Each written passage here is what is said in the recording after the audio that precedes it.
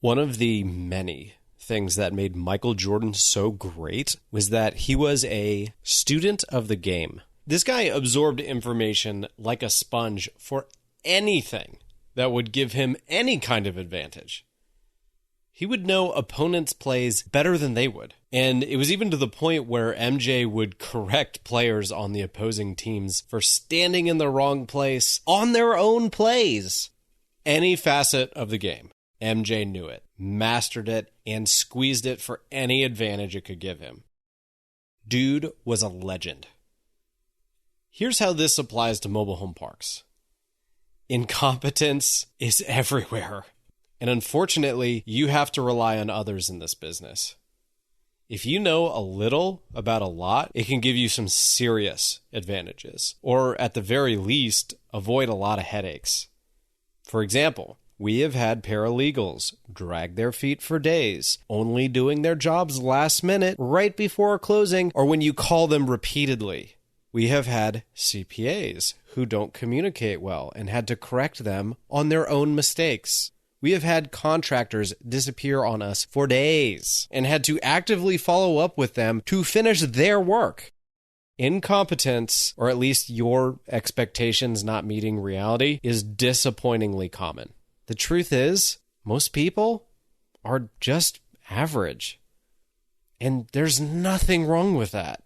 Most people aren't in love with their jobs, and there's nothing wrong with that either. You can't expect to scream someone into competence or enthusiasm about what they do.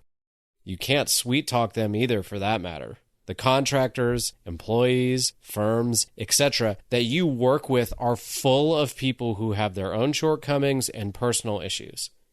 You can't change that. It's out of your control. But what is in your control is your ability to anticipate potential issues and know how to prevent them from even happening to begin with.